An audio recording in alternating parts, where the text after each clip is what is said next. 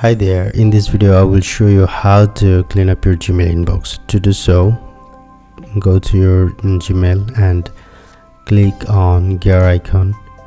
After that, select all settings, go to the inbox and under category check mark the updates, go down and select save changes.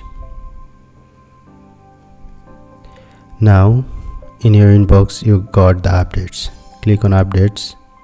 Here you will see all the emails that sent you many emails. For example, Demi from Bridge, right click on this.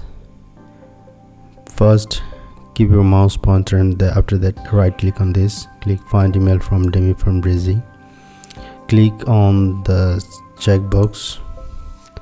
All the 50 email will be selected here. After that, click delete. Again click here and click. So within short time you can delete 77 emails that are wasting your storage.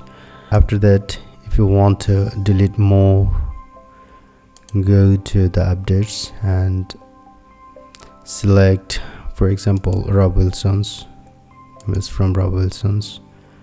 Click here and click delete.